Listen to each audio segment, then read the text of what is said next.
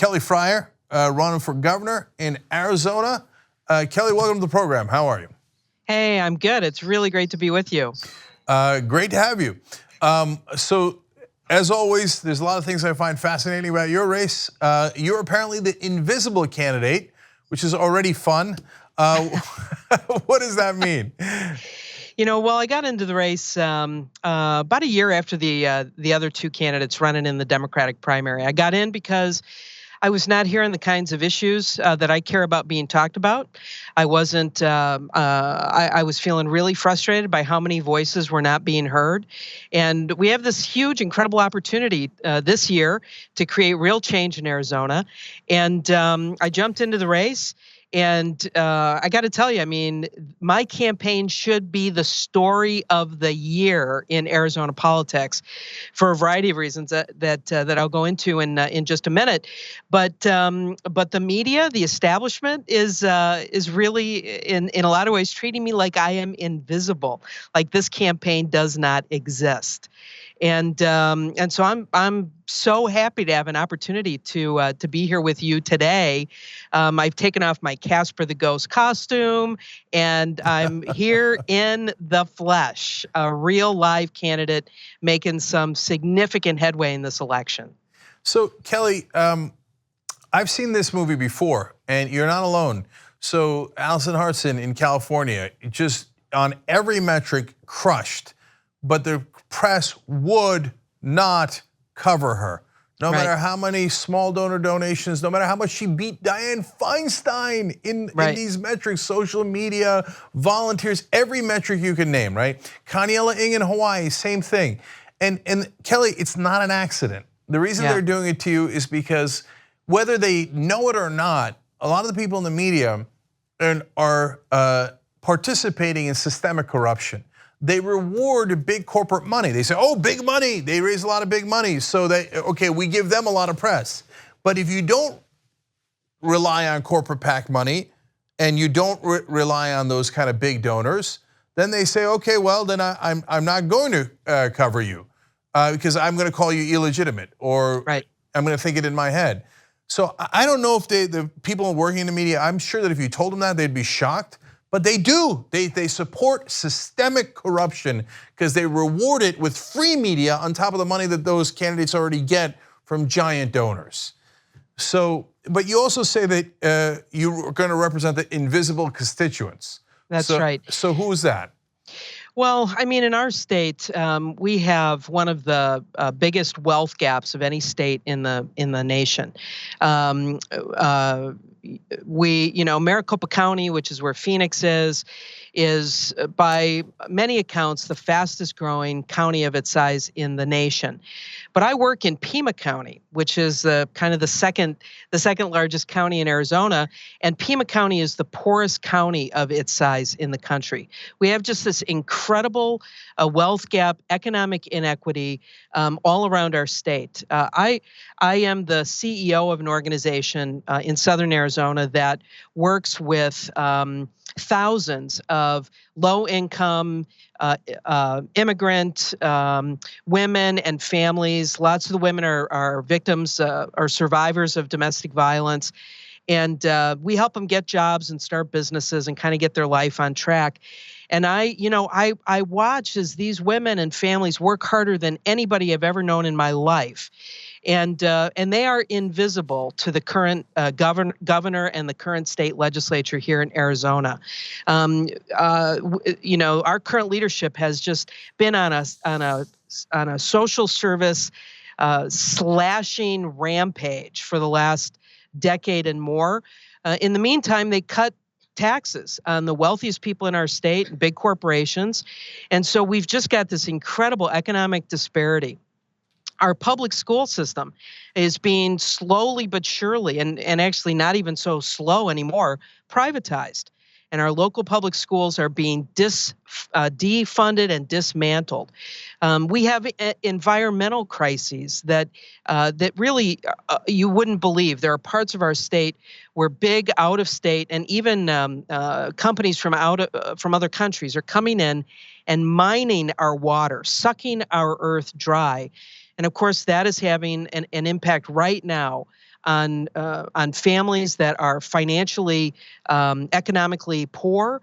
We've got 22 tribal nations within our border here in Arizona. And on lots of our reservations, people don't have running water. They don't have electricity. They don't have good roads. They don't have access to broadband. I mean, this is 2018 in the United States of America, the wealthiest nation in history, and the kind of inequity that exists here is, impacting people that are invisible to our current leadership. I got into this race because I think their voices matter, because I think those issues are important, and I think we can solve all those problems if we just have people in government who aren't crooked, and who just want to do the right thing for the people of Arizona. Kelly, I'm energized by you. I just saw a documentary about Bobby Kennedy, and you remind me of him a little bit, and I'll tell you why. And look, and it's great. We're in a different environment than I have ever seen in my life covering politics.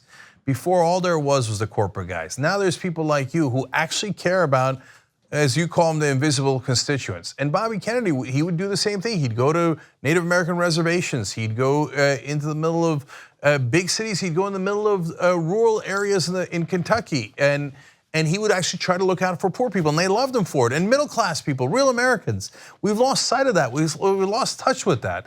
And so when candidates like you come by, I think you could make a giant difference. I think you could shock the world. So I want to come back to, though, the different things that you've done that you think would have merited attention by the press, but they didn't give it to you.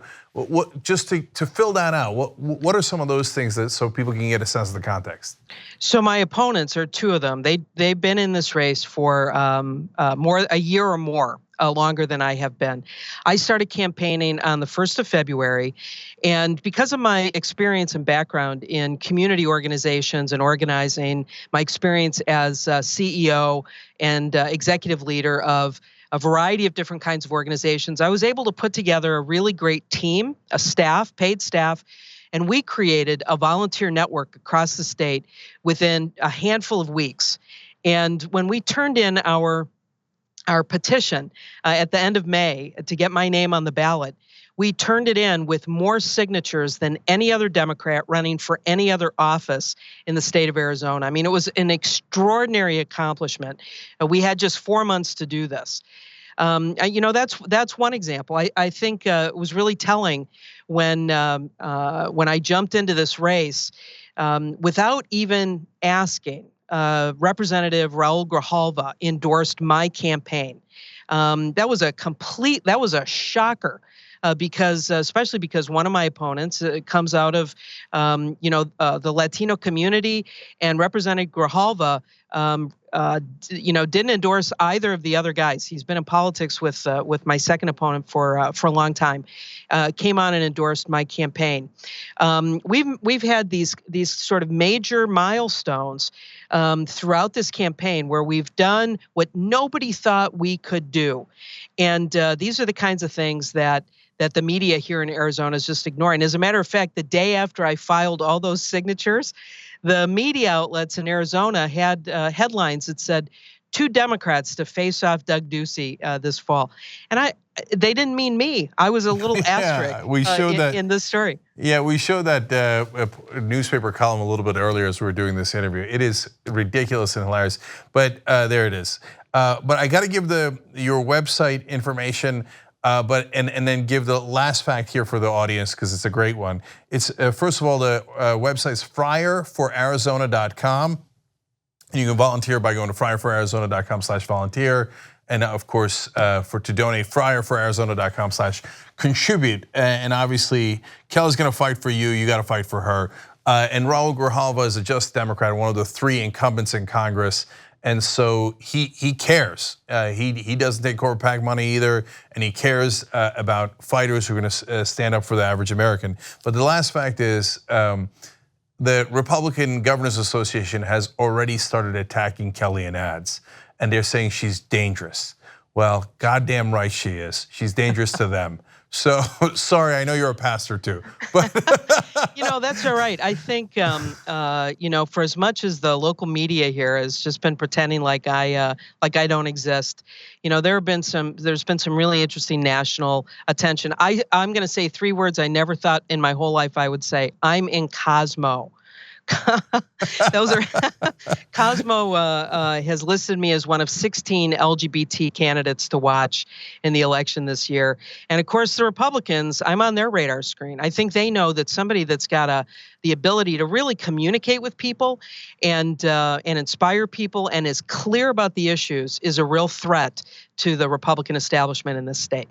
All right, Kelly Fryer, can't wait to see how these elections go. Thank you for joining us. Really appreciate it. Thank you so much.